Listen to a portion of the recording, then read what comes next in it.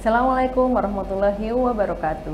Sahabat religi semuanya, bertemu lagi dengan saya Tias Meneng dalam Talkshow Ramadan 1444 Hijriah yang ditayangkan di Kantor Kementerian Agama Kabupaten Bantul. Sahabat religi semuanya, puji syukur marilah kita panjatkan kehadirat Allah Subhanahu wa taala yang mana telah memberikan banyak sekali kenikmatan kepada kita semua, sehingga salah satunya kenikmatan itu kita bisa menikmati Ramadan tahun ini. Itu kenikmatan yang sangat luar biasa. Salawat dan salam semoga senantiasa tercurah kepada qudwah hasanah kita Nabi besar Muhammad Shallallahu Alaihi Wasallam, untuk keluarga beliau, sahabat-sahabat beliau, serta orang-orang yang selalu istiqomah di jalannya. Sahabat religi semuanya, sekali lagi bahwa Ramadan kali ini Kementerian Agama Kabupaten Bantul mengambil tema Kementerian Agama Kabupaten Bantul Hebat. Ini diambil dari tagline Kementerian Agama Republik Indonesia, yaitu kerukunan umat untuk Indonesia Hebat. Nah, salah satunya di Talkshow Ramadan kali ini kita mencoba menghadirkan narasumber yang hebat-hebat yang ada di lingkungan kantor Kementerian Agama Kabupaten Bantul. Salah satunya yaitu beliau, Bapak yang ada di samping saya, yang hadir bersama sahabat religi semuanya membersamai persiapan buka puasa sore hari ini. Siapakah beliau? Ya, beliau adalah Bapak Rahwan SAG MSI. Beliau sebagai Kepala KUA di Kapanewon Kasian ya Pak Rahwan ya? Ya, dan juga sebagai Ketua APRI Cabang Bantul. Apa sih itu APRI gitu ya? Penasaran ya sahabat religi semuanya? Ya, langsung saja kita kasih kesempatan monggo kepada Pak Rahwan untuk menyampaikan kepada sahabat religi semuanya tentang apa itu APRI dan apa sih tugas APRI dan lain-lainnya. Monggo Pak Rahwan. Oke, baik, terima kasih Mbak Tias. Assalamualaikum warahmatullahi wabarakatuh. Bismillah, alhamdulillah, salatu wassalamu ala rasulillah Sayyidina Muhammad ibn Abdillah wa ala alihi wa ashabihi wa mawala la hawla wa la quwata illa billah wa ba'du. Sahabat religi warga Bantul yang insya Allah dimuliakan Allah SWT, alhamdulillah pada kesempatan ini kita dapat bersilaturahim kembali, dan bersama saya juga mendapat kesempatan untuk ikut melengkapi ataupun yang meramaikan acara talkshow yang diprakarsai oleh tim kreatif Kementerian Agama Kabupaten Bantul ya. Bersama saya pada kesempatan sore hari ini, seperti yang disampaikan Mbak Tias tadi, benar adalah saya diberikan apa ya, semacam tugas tambahan jadi sebagai Ketua Asosiasi Penghulu Republik Indonesia. Oh, jadi APRI itu Ketua Asosiasi Penghulu Republik Indonesia. Cabang Bantul ya. Oh, Cabang Bantul. Ya. Jadi APRI itu adalah ya wadah atau organisasi dari para penghulu di seluruh Indonesia. Ya.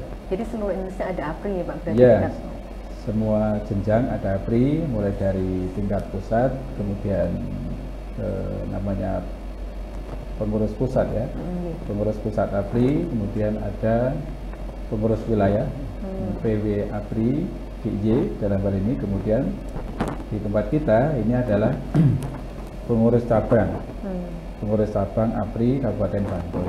Kebetulan untuk periode pertama, ini saya yang mendapat tugas dari teman-teman untuk membersamai para anggota, ini para penghulu, untuk bersama-sama mewujudkan apa yang menjadi visi APRI Republik Indonesia.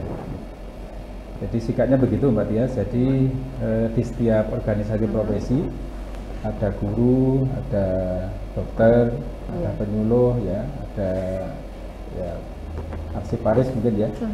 Semua jabatan fungsional mengharuskan adanya organisasi profesi ya. Nah, kebetulan di penghulu ini setelah mengalami beberapa musyawarah ya, perubahan-perubahan disepakati diberi nama APRI. Oh, berarti sempat Asosiasi Penghulu Republik Indonesia. Oke. Berarti sempat beberapa usulan juga begitu ya tentang apa sih namanya organisasinya begitu ya. Ya, waktu itu di Bogor tahun 2019 oleh perwakilan kawan-kawan ada beberapa opsi nama ya, misalnya API ya, Asosiasi Penghulu, kemudian ada IP ya, Ikatan Penghulu Indonesia, dan akhirnya disepakati APRI yang dipakai sampai sekarang. Ya. Jadi APRI itu dari pusat, kemudian nanti sudah ada di wilayah dan di kabupaten gitu ya, berarti terakhir itu di kabupaten gitu ya, strukturnya gitu ya. Iya, paling akhir adalah kabupaten. Kabupaten, oke. Ya. Dan beliau ini mengenakan baju seragam APRI ya Pak, berarti ya. ya, seluruh Indonesia atau hanya di Bantul aja? Sama seluruh Indonesia. Oh, jadi seperti ini apa ya, termasuk uniform APRI di seluruh Indonesia. Ini adalah pakaian resmi yang disepakati oleh penghulu se-Indonesia. Ya. Lalu sebetulnya APRI itu nanti programnya tersendiri atau sama dengan program yang ada di KUA? APRI itu program-programnya apakah ya karena sebagai sebuah lembaga berarti ya, lalu programnya seperti apa? Ya, saling melengkapi. Saling jadi isinya penguatan ya. Jadi sebagaimana organisasi di jabatan fungsional yang lain, kalau keberadaan organisasi profesi itu adalah untuk menyalurkan aspirasi, kemudian yang jelas untuk meningkatkan kompetensi atau profesionalisme dalam menjalankan tugas ya. Kemudian yang untuk bersama-sama saling mengingatkan ya, menjaga moral ya, terus menjaga ya persatuan dan kesatuan APRI di seluruh Indonesia, karena mengingat kita para penghulu ini juga sama dengan para ASN di Kementerian Agama, ini adalah instansi vertikal yang harus melaksanakan tugas dalam satu komando ya. Jadi tugas-tugasnya adalah sama, programnya sama ya. Mungkin ada beberapa pengembangan di program, tapi visi dan misinya sama. Sehingga diharapkan para penghulu di seluruh Indonesia itu bisa memberikan nanti layanan dan menjalankan tugas ya standarnya sama. Oke, ya, berarti biar lebih profesional gitu ya. Jadi ya, berarti anggotanya APRI itu penghulu gitu nih Pak? Iya. Oke. Jadi salah satu syarat menjadi anggota ya penghulu. Jadi dan otomatis ya. Jadi setiap ASN yang sudah mendapat SK menjadi penghulu sudah otomatis ya menjadi anggota. Ya. Lalu penghulu itu sebetulnya apa sih tugasnya Pak gitu ya? Penghulu itu apa dan siapa sih yang bisa jadi penghulu gitu. Tapi sebelum dijawab mohon maaf kita break terlebih dahulu. Monggo.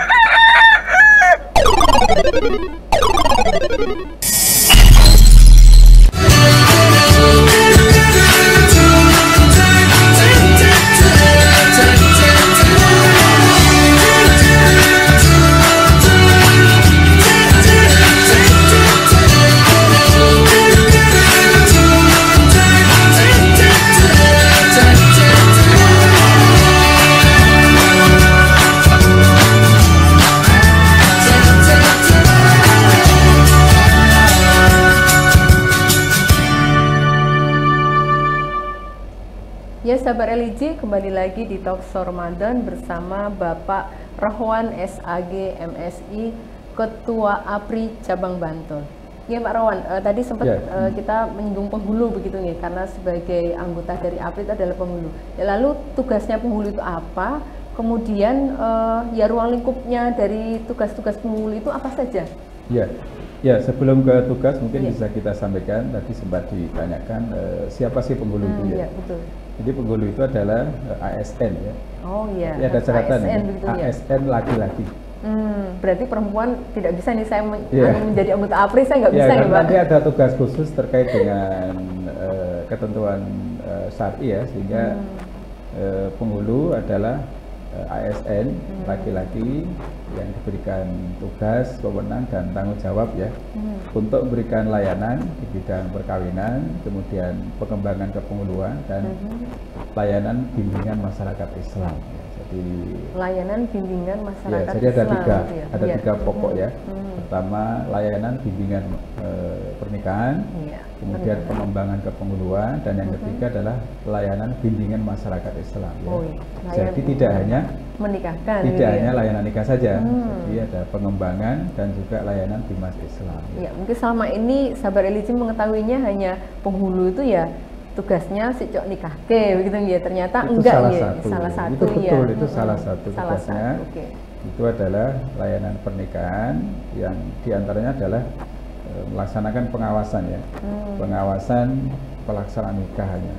Gimana salah satu tugas pengawasan itu kadang-kadang adalah kita diberikan mandat oleh Bapak Menteri ya, diberikan tugas untuk menjadi wali hakim.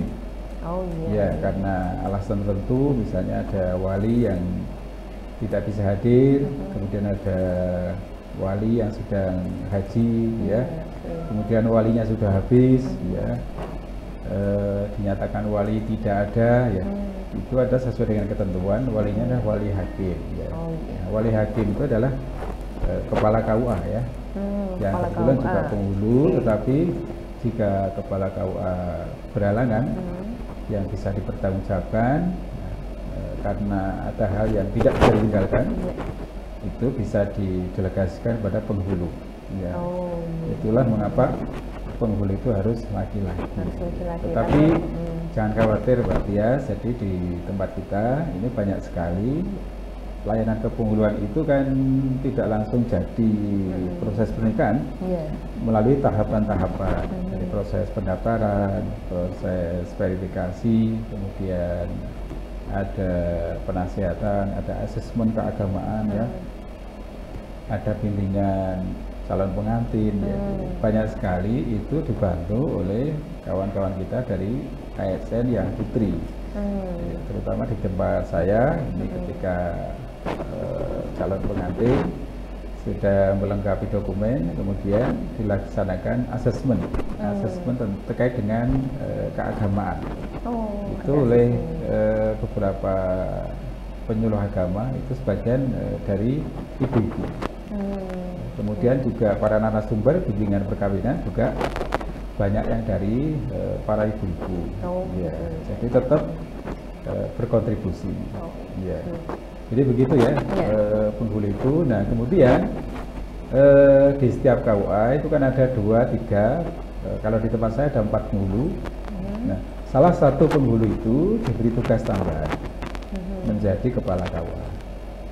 Jadi kepala KUA itu adalah penghulu yang diberi tugas tambahan. Nah kebetulan seperti saya ini setelah dulu sempat berapa ya, 3 atau 4 tahun itu istirahat menjadi kepala KUA, itu kembali diberikan tugas tambahan ini.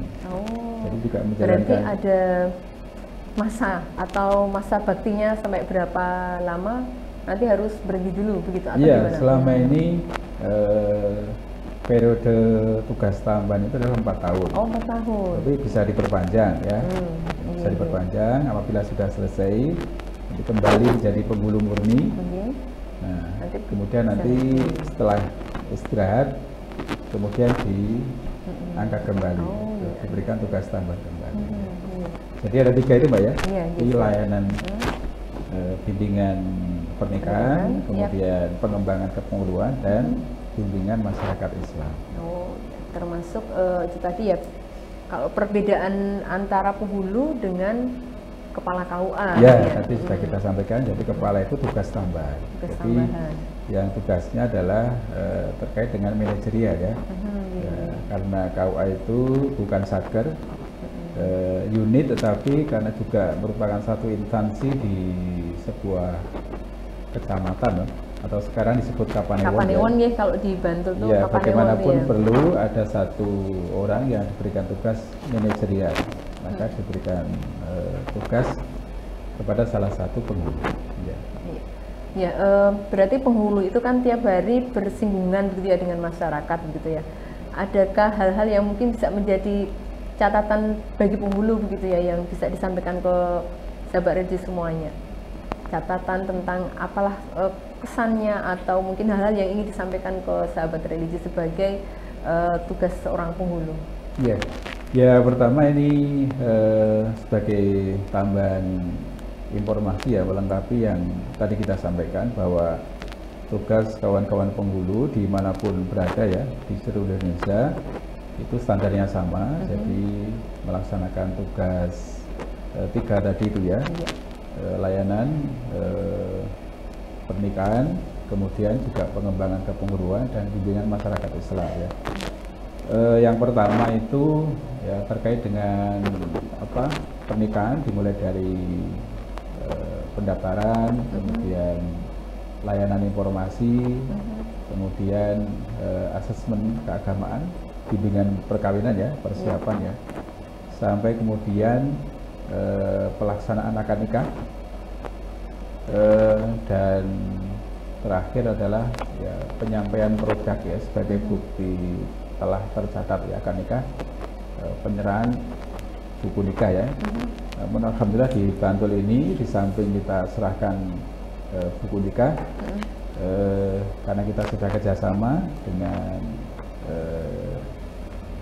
Dinas Dukcapil ya, kita ada program KPRU itu ya, sehingga bagi pengantin yang kebetulan warga Bantul semua itu di samping mendapatkan buku nikah juga mendapatkan layanan perubahan KTP dari belum kawin menjadi kawin, kemudian mendapatkan KK baru ya.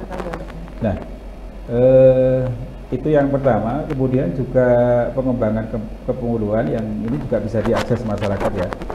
Itu adalah konsultasi ya, konsultasi keluarga, dan ini yang perlu kita sampaikan juga kepada masyarakat. Kita harapkan untuk tidak menunda ya, atau tidak segan-segan nanti bersilaturahim ke KUA ataupun kepada mitra kita para penyuluh agama yang berada di kelurahan ya, untuk ya sharing ya, sharing masalah keluarga yang mungkin berpotensi ya, berkelanjutan ya. Jadi sekiranya ada sesuatu yang mungkin tidak nyaman ya, segera diberikan bisa tempat untuk curhat. Iya, gitu ya. Oh, iya. Jadi jangan sampai menunggu pada stadium lanjut ya, karena itu akan sulit untuk dilakukan intervensi ya. Jadi kita persilakan, kita di seluruh Indonesia ini ada mitra ataupun ya lembaga yang itu memang sudah resmi ya. Ada Majelis Ulama, kemudian ada DNI, ada BP4. Itu adalah lembaga-lembaga atau organisasi yang juga bisa dijadikan tempat untuk sharing ya. Termasuk itu juga bersama kami di KUA ya.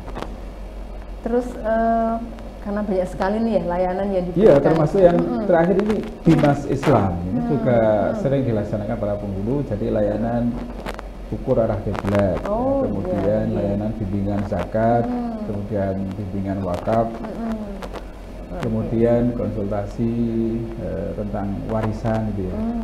Ya, terus itu banyak segitu berbayar nggak Pak?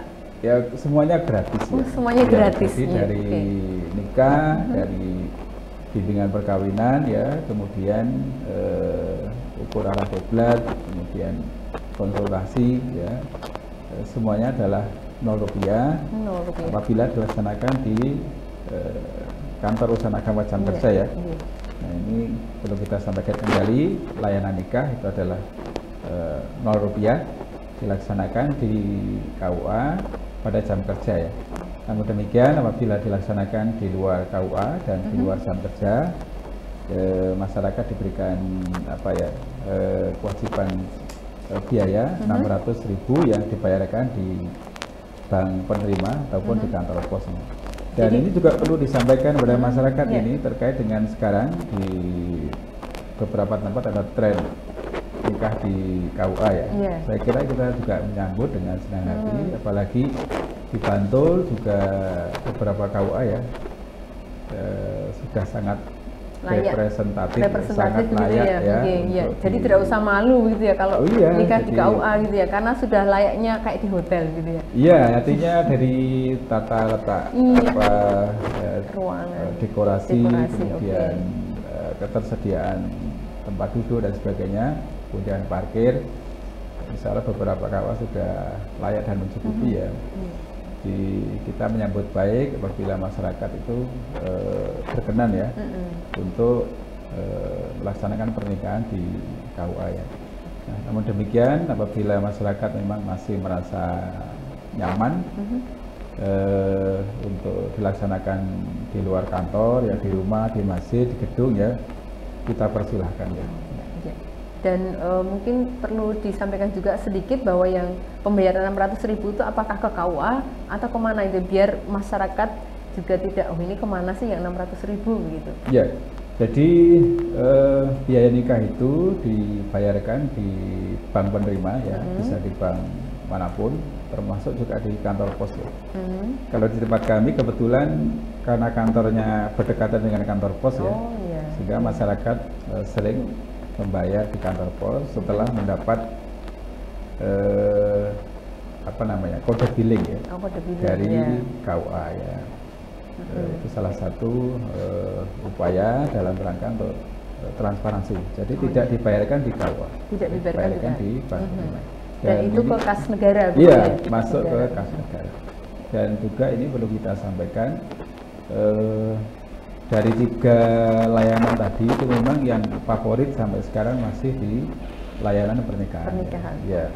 Oleh karena itu kepada masyarakat ya, monggo bersilaturahim ke KUA untuk terkait dengan keperluan masalah mungkin ID masjid, masalah wakaf ya, masalah zakat ya, itu bisa kita perbincangkan di KUA ya. Tapi ada satu hal juga ini yang perlu kita sampaikan. Jadi KUA itu salah satu layanan yang unik ya. Uniknya itu sampai sekarang memang belum bisa program digitalisasi secara penuh ya. Jadi tidak seperti layanan yang lain mungkin ya. Jadi beberapa masyarakat mungkin menyampaikan permohonan pendaftaran melalui arsip ya, dokumen digital ya. Mungkin sebagai langkah awal itu bisa kita terima ya, untuk penyampaian dokumen ya. Namun demikian pada saatnya juga harus disampaikan dokumen yang asli ya. Dan yang penting lagi, walaupun sudah ada dokumen lengkap, kita tetap harus melaksanakan verifikasi, konfirmasi, wawancara langsung. Dan ini yang tidak bisa dilakukan secara online. Jadi terutama kepada Bapak Wali, kita harus ditanya asal usul calon pengantin, apakah benar sebagai ayah kandung dan sebagainya. Kepada calon pengantin harus ditanya betul apakah sudah sepakat, sudah tulus ikhlas, saling ridho gitu. Jadi harus langsung ditanyakan kepada pengantin, jangan sampai nanti di kemudian hari terjadi masalah setelah pernikahan. Jadi inilah yang mungkin menjadikan keunikan. Tapi juga ada keunikan lagi yang juga mungkin selama ini menguntungkan bagi masyarakat. Jadi permohonan nikah itu akan dilayani kapanpun masyarakat meminta, jam 7 pagi, jam berapapun, mau sore hari, malam hari, hanya memang ada pengaturan waktu. Nah, ini yang mungkin tidak terjadi di instansi lain ya. Kalau di instansi lain mungkin ada layanan jam sekian sampai sekian. Kalau di KUA itu hari apapun, kapanpun ya dilayani. Ya. Jadi itu termasuk hal yang unik ya, pembeda KUA dengan yang lainnya. Dengan layanan yang lain. Ya, sahabat religi, semakin menarik gitu ya talkshow kita atau perbincangan kita dengan Pak Rohwan, tapi keterbatasan waktu Pak Rohwan. Jadi mohon maaf, mungkin semoga nanti bisa disambung di talkshow yang berikutnya gitu ya, tentang kepenghuluan dia. Ya, terima kasih Pak Rohwan, sampun rawuh di talkshow pada kali ini. Mohon maaf kalau ada kurang-kurangnya gitu ya. Ya, sahabat religi semuanya, demikian tadi perbincangan kita dengan Bapak Arhwan SAG MSI sebagai Ketua APRI Cabang Bantul gitu ya. Ke Bantul mampir ke KUA Kasihan, bawa oleh-oleh ditaruh di bahu. Bertaubat jangan tunggu Ramadan, karena umur tiada yang tahu. Sahabat religi semuanya, demikian talkshow kita pada sore hari ini. Selamat berbuka, mohon maaf kalau ada banyak salah. Akhir kalam, assalamualaikum warahmatullahi wabarakatuh. Waalaikumsalam warahmatullahi wabarakatuh.